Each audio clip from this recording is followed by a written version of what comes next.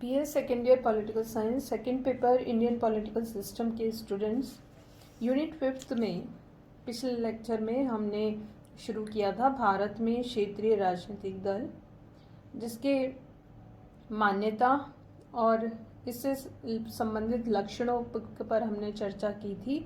भाग 2 में आज हम ये देखेंगे कि क्षेत्रीय दलों की जो शक्ति है उसमें निरंतर वृद्धि हुई है भारत में, और इस शक्ति में वृद्धि के क्या कारण हैं, इस पर आज हम चर्चा करेंगे।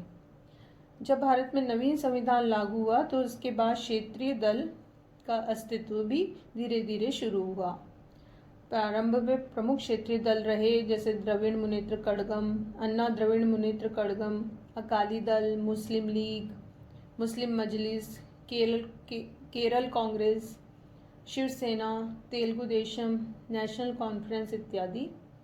इसके अलावा नागालैंड, मणिपुर, मेघालय, मिजोरम, अरुणाचल प्रदेश, सिक्किम में भी जैसे नागालैंड लोकतांत्रिक दल है, मणिपुर में पीपल्स पार्टी है, सिक्किम डेमोक्रेटिक फ्रंट है। ऐसे दल इन विभिन्न अलग अलग राज्यों में अपना प्रभाव रखते रहे हैं। क्षेत्रीय दल लोकसभा चुनाव में भी अपनी शक्ति और प्रभाव को बढ़ा चुके हैं, जो 11वीं, 12वीं, 13वीं, 14वीं और 15वीं लोकसभा चुनाव में इनकी शक्ति और प्रभाव को देखा जा सकता है, विश्लेषित किया जा सकता है। राज्य स्तरीय या क्षेत्रीय दलों में अभिवृद्धि के जो कारण हैं उसमें एक प्रमुख कारण है कि राष्ट्रीय दलों की शक्ति में कमी और उसमें उसकी असफलताएं। प्रारंभ में जब हमारा संविधान बना और आम चुनाव हुए तो उस समय राष्ट्रीय दलों को बहुमत प्राप्त होता रहा, लेकिन धीरे धीरे जब इनकी शक्ति और प्रभाव में कमी आई तो क्षेत्रीय दलों का उदय हुआ। 1966 के बाद इन क्षेत्रीय दलों की शक्ति और प्रभाव की स्थिति और बढ़ती चली गई, और उसके बाद केंद्र में भी इनका प्रभाव देखा जा सकता है। दूसरा कारण ये कि व्यक्तित्व आधारित राजनीति, क्षेत्रीय स्तर के नेताओं का जो व्यक्तित्व है और प्रभाव, उसकी वजह से भी क्षेत्रीय दलों की स्थिति में अभिवृद्धि हुई है, जिसमें हम विभिन्न राज्यों में इसके उदाहरण देख सकते हैं। जैसे समाजवादी पार्टी का प्रभाव उत्तर प्रदेश में रहा, उसके नेता रहे मुलायम सिंह। बिहार में राजद के नेता लालू यादव, अकाली दल पंजाब में जिसमें प्रकाश सिंह बादल प्रमुख प्रभावी नेता थे, डीएमके जिसके नेता रहे थे करुणानिधि, अन्ना डीएमके की जयललिता रहीं, शिवसेना के पहले थे बाल ठाकरे और फिर अब उद्धव ठाकरे जो महाराष्ट्र में अपना वर्चस्व रखते हैं, नेशनल कॉन्फ्रेंस के शेख अब्दुल्ला और फिर उसके बाद फारूक अब्दुल्ला, और बंगाल में, पश्चिमी बंगाल में तृणमूल कांग्रेस जिसकी नेता ममता बनर्जी का प्रभाव और शक्ति देखी जा सकती है। तो इस तरह के कई क्षेत्रीय दल और उसके नेताओं का भी प्रभाव है, जिसके कारण इन दलों की शक्ति में वृद्धि हुई है। तीसरा कारण ये है कि राष्ट्रीय दलों का व्यवहार और क्षेत्रीय आकांक्षाएं भी इनका प्रभाव बढ़ाने में सफल रही हैं। भारतीय राजनीति में राष्ट्रीय दल के द्वारा जब भी सरकार बनी तो यदि उन्होंने क्षेत्रीय स्तर पर और क्षेत्रीय हितों को यदि पूर्ण नहीं किया, उनकी आकांक्षाओं को पूर्ण नहीं किया, तो उनका प्रभाव कम होता चला गया और उसकी जगह जो क्षेत्र विशेष के दल थे उनका प्रभाव बढ़ने लगा। इसके उदाहरण के रूप में यदि हम देखें तो तेलुगु देशम की स्थापना इन्हीं सब कारणों से हुई थी।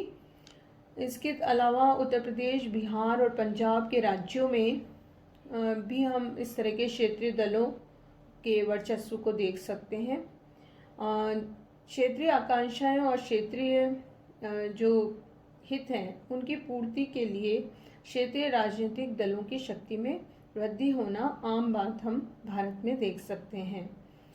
द्रविड़ संस्कृति और आकांक्षाओं को पूरा करने के लिए डीएमके का जन्म हुआ और इसके प्रभाव और शक्ति को बढ़ावा मिला दक्षिण भारत में।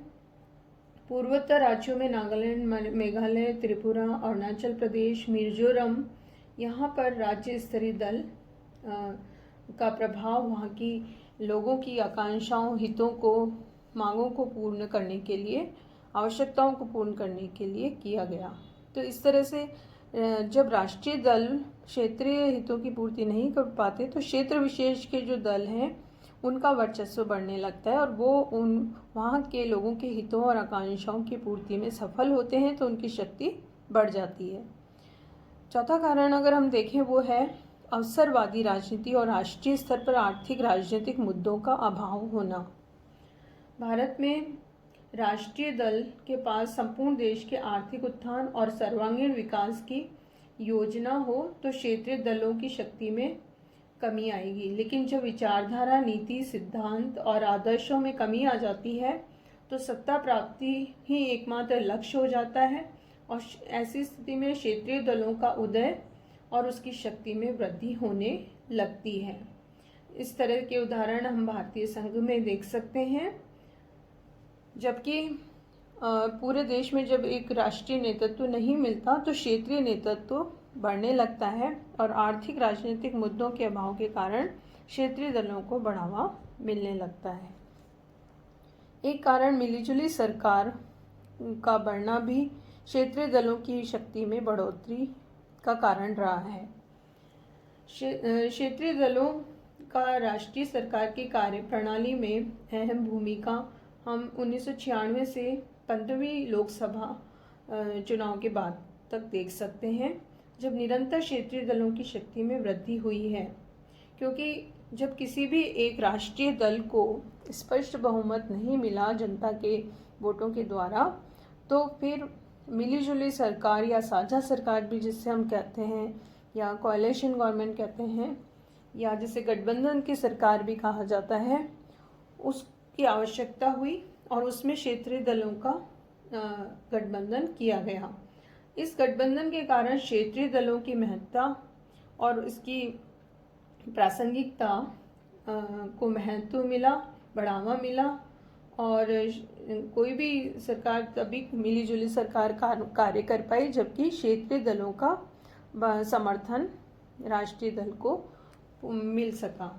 तो गठबंधन सरकार सामान्यतः एक कमज़ोर सरकार होती है, लेकिन जो क्षेत्रीय दल सरकार में भागीदार होते हैं वो सरकार के कार्य को भी, निर्णयों को, नीतियों को भी प्रभावित कर सकते हैं। क्षेत्रीय दल जो सत्ता में भागीदार नहीं है वो भी इस तरह से प्रभाव डालते रहते हैं, दबाव डालते हैं। बहुदलीय व्यवस्था होने के कारण क्षेत्रीय दलों की शक्ति में निरंतर वृद्धि हुई है और राष्ट्रीय दल से अधिक क्षेत्रीय दलों की स्थिति को मजबूती मिलने लगी है। इस तरह की पिछले हम कुछ वर्षों में, खासकर 1996 से 15वीं लोकसभा चुनाव तक हम क्षेत्रीय दलों की स्थिति को बढ़ते हुए देख सकते हैं। इसके साथ ही एक और जो कारण है वो ये कि क्षेत्रीय दल के लिए, जैसा कि एक कहा जाता है, मूल्यांकन किया जाता है, विश्लेषण की ये राष्ट्रीय एकता में बाधक होते हैं, लेकिन ऐसा नहीं है। क्षेत्रीय दल राष्ट्रीय एकता में बाधक ना होकर अगर हम पिछले कुछ वर्षों में देखें तो वो साधक रहे हैं। भारत चूँकि विविधताओं वाला देश है तो इसलिए इस तरह के विभिन्न दलों का निर्माण होना एक सामान्य बात है और आम जनता को इसके द्वारा कई तरह की चॉइस मिलती है कि किसी भी दल में से वो अपना वोट दे सकते हैं। राज्य स्तरीय दलों के अस्तित्व के कारण भारतीय संविधान के संघात्मक प्रावधान को भी व्यावहारिक रूप मिला है। एक दलीय जो बहुमत सरकार है उसकी निरंकुशता पर भी रोक लगी है और ये दल अब रचनात्मक भूमिका अदा करते हैं। राज्य और क्षेत्र के हित के साथ साथ देश के हित के विषय में भी सोचते हैं, तो इसलिए इनका महत्व और भी बढ़ जाता है और भारत के समुचित सर्वांगीण विकास को इनके कारण गति मिली है। राज्य स्तरीय दलों ने संविधान के द्वारा प्रदत्त राज्यों की स्वायत्तता की रक्षा भी की है, संसदीय व्यवस्था का सफल संचालन किया है, इसके द्वारा आर्थिक विकास में भी सहायता मिली है।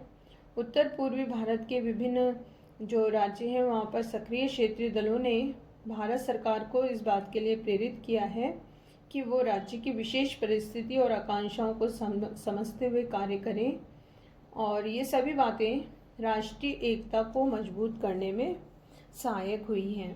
इसलिए ये राष्ट्रीय एकता में बाधक नहीं है, और क्षेत्रीय दलों का अस्तित्व या राज्य स्तरीय दलों का अस्तित्व और उनकी शक्ति का बढ़ना एक स्वाभाविक प्रक्रिया है, और इससे राष्ट्रीय एकता को धीरे धीरे निरंतर बल मिला है।